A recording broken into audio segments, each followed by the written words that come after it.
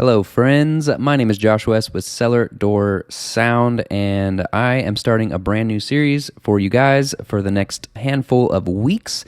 And we're going to actually be diving into some Logic Pro X stuff, which I'm really excited about. All my past videos have been in GarageBand, and while GarageBand is a great platform to create music and to write music and mix, moving to Logic Pro is honestly the best decision you can make if you want to advance in your learning. I feel like GarageBand is a foundation of tools where you really start to learn how to mix and start to learn how to manipulate your audio. And then once you go to a bigger DAW like Logic Pro, you can take everything you've learned inside of GarageBand and apply it into Logic, and it's so much easier than you would actually think. And so in this video, I'm going to show you the 3 biggest reasons on why you should at least try Logic Pro X. But before we get into that, if you are just learning how to mix vocals and EQ vocals and trying to figure out what compression is, I have completed a completely free vocal preset bundle that gives you over 30 presets for EQ, compression, and saturation for your vocals. If you go to cellardoorsound.co/free presets, I don't know why I have a .com in there, it will bring you to this page here, and all you have to do is throw your name and email in there, and I will send you the link to download those presets, and then you'll also get a free training video that shows you how to put them into your computer, as well as how to slightly manipulate them so that they can work for any type of vocal. It's completely free. Go grab it. It's awesome. I've gotten so many emails and comments on these presets. They really do help in understanding, especially compression. All right, let's get straight into this video. The 3 biggest reasons why you should try Logic Pro X. The number 1 reason that I have is that Logic Pro actually has a hidden 90-day free trial. 90 days. It's a full version, and it's pretty sweet because there's no real risk here, right? Like, you get GarageBand for free, and then you get Logic Pro for 90 days to do with it as you will. I have the link to that in the description below, so you should definitely click that, download it. It's really awesome. And then you can actually come back here and follow along with the rest of the video as we go deeper. But what I find with the majority of my students is once they go to Logic Pro and see how simple it is and how much it compares to GarageBand, they love it. All the limitations that they had inside of GarageBand are completely open in Logic, and their mixes instantly got better. They started to understand compression and EQ a lot better, and the biggest thing is effects, how to actually use effects correctly inside of a mix. Number 2 is that any presets that you had inside of GarageBand that maybe you saved, or if you got my presets from my Ultimate Vocal Preset Bundle, they are in Logic as well automatically. So you don't have to do anything new. If you go and download those presets right now, you'll have them in GarageBand, and then you can download the 90-day free trial of Logic Pro, and those same presets are going to be inside of Logic Pro, which is pretty cool. So I just have a simple session here with a vocal and an acoustic. And if you select your track here, it's very similar to GarageBand. You have your track right here. So I'm just going to double click on this EQ. It's going to pull up an EQ, and if you notice, it looks exactly the same as the GarageBand EQ, which is nice. So you're not jumping into a new EQ that you're not used to. And then the presets are in the same spot. Once you download them, you just click this little factory default, and all the presets that you have, that you've made or that I've given you, are all right here, which is really awesome. Super handy. I've got a bunch of vocal presets here that are pretty great.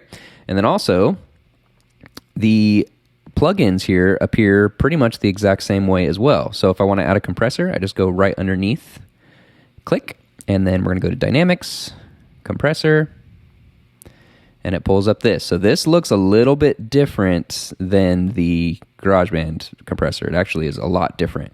But this is awesome because the presets are still the same. And I highly recommend you downloading those presets, mainly because you can really start to advance your knowledge if you've already had them inside of GarageBand, because the GarageBand compressors are really simple. They're basic. They just are what they are. And then once you bring these into Logic, these rules still apply as far as what the presets are giving you. So let's pick like a big pop vocal. All right. So now you have a little bit more control over your compression, and you can do some really cool things. It even has a limiter just built in, which is kind of nice. And this allows you to really see exactly how a compressor works. You get to see the gain reduction of your compressor, which is the amount in dB that your compressor is working once it gets past this threshold here. And this is honestly just growth to me. This is growth in your knowledge. And then the coolest part is you can go through all these presets, and then you can keep that preset and start clicking through these different styles of compression. And it keeps the same threshold, ratio, makeup gain, but you can get a slightly different tone out of your compressor. So these presets actually take on a much bigger force whenever you are inside of Logic, because you instantly get all these cool different compressors, which is really awesome. And the same thing applies with our distortion. So we're going to go to distortion. We're going to go to distortion 2, which is my favorite distortion that was in GarageBand. And we can just do front and center. And this looks a little bit different, but it's cool because it actually has knobs. In GarageBand, it didn't have knobs. But all the controls are still the same inside of Logic. And I love this about Apple. A lot of times they really try to have all their software talk to each other and be stepping stones, because GarageBand is meant to be a stepping stone into Logic Pro. So years ago, they started aligning them in creative ways to make it simple. Once you went to Logic, you weren't just looking at something completely different and scary, because it's really not that bad. All right, so that is reason number 2. Reason number 3 that you should try out Logic Pro X today is because of the way that effects are done inside of Logic. A lot of people think that it's more complicated, but to me, it's just so much more simple. So I have my vocal here, which is this guy right here. And we're actually going to open up the mixer, which is this button, so we can see the mixer. The mixer is really cool because you've got your faders, you can see all your plugins, your EQ. It's just an overview, kind of like on an old analog console. If you've ever seen pictures of a recording studio, this is what it's imitating. And just as you add tracks, you'll have more and more faders along here. And you can see everything at a fader glance instead of seeing the waveforms here. So if I'm on my vocal, if I select it here, it selects it in my mixer view. So we're going to make this a little bit bigger just so you can see what's going on. There we go. So in order to get an effect, it's very simple. There's this sends category right here. So on my vocal, I'm going to click this guy, and I'm going to go to bus. And a bus is just saying that I want to send this audio somewhere. I want to put this audio on a bus and send it somewhere else. So I'm going to go ahead and just select bus 1. And it is automatically going to create an aux. So an aux is where that bus is ending up. Okay? So now I have my vocal track that's normally just going to my stereo out like normal. And then I also have a bus that's being sent to this aux, which is also going to my stereo out, which is just my headphones. So the cool thing is you can add a reverb directly on here. So we're just going to go to, where's my reverb? And then we'll go to silver verb, mono stereo, because we want a stereo verb. Okay. So now I can actually adjust the level of this bus that's going to the silver verb. So we're going to play a little bit of this vocal here. And at this moment, nothing is actually going to this reverb because this little fader guy, this knob, I guess, it's a knob, is all the way down. As I turn it up, it kind of gets green. Turn it down, right? So let's push play. I'll fix it for ya. Are you shopping anywhere? Home change it. All right. So now I'm going to turn up this bus as I push play and find a good kind of reverb level that I want. Let's try it. I'll fix it for ya. Are you shopping anywhere? Home change the color of your hair. Are you still dizzy? Dizzy. Did you have to pay that fine? Only you. Pretty cool. And then, of course, there's tons of presets here. So I can just we'll just go to Hall, add some pre-delay. You can really start to kind of mess with some of these settings here, which is awesome. And normally what I do is I try to get a decent level of what I want here on this bus knob. that's being sent to my reverb. And then what's cool is throughout the mixing process, I don't really have to think about this knob anymore, because if I start mixing this song and making the vocal louder and doing all this stuff, I can now move to my fader. So if I'm feeling like, man, the reverb's just a little bit too loud, then I can just grab this fader, bring it down a little bit, and then I'm done. And it's simple, easy, and same thing if I want more. If I need just a touch more, if it's I just need some more reverb because the band's getting really loud, I just turn this guy up. And it starts to get really powerful because, as you saw in GarageBand, it's very limited. You only have 2 faders that you can turn up, and then that's just all you get, and you can't really control those effects too well. But I can add a bunch of buses here. So let's go ahead and add 2 more buses just for fun.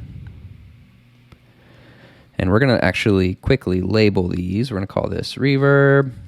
We're going to call this one slap. And we're going to call this one delay.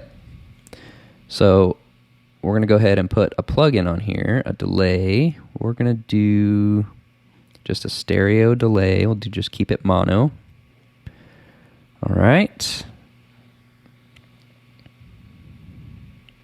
And then we're going to turn off tempo sync, and I'm just going to type in 133 milliseconds, and same on the right, 133 milliseconds, okay?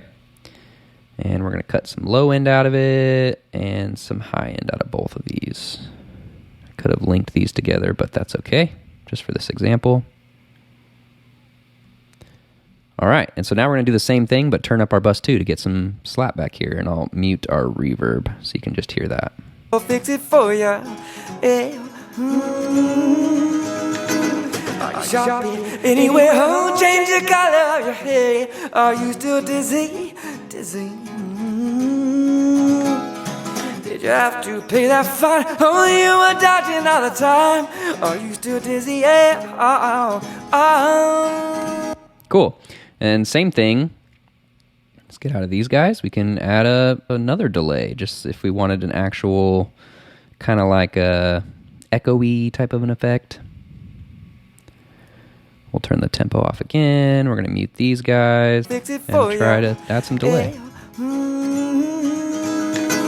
Are you shopping anywhere home? Change the color of your hair. Are you still dizzy? Dizzy. Did you have to pay that fine? Oh, you were dodging all the time. Are you still... So the coolest thing about this is obviously we have a lot more control over our effects, but one of my favorite things to do is on this delay that we have, it kind of sounds dry now, like it's on its own. So I can actually take this aux here and send it back to my reverb a little bit. So let's send bus 1 to my reverb. And now we can add a little bit of reverb to this delay so it ghosts out the notes just a little bit so they're not so just dry and just hitting you in the left and right ear. I'll fix it for ya. Yeah. Are you shopping anywhere? Did you have to pay that fine? Oh, you were dodging all the time. Are you... And as you can see, this can start getting really fun and really cool, and it's really not that complicated if you just know the simple steps. Like, you just understand that on your channel, on your vocal track, you just send out to a bus, and on that bus, you select what effect you want. And as you get deeper into this, you can start doing some really cool stuff with guitar delays and snare reverb, and your mixing can start to get more depth. Whereas in GarageBand, the depth is limited. You have a couple effects, and that's pretty much all you get. And the more tracks you add, it's harder to get that true dimension like you hear on your favorite records.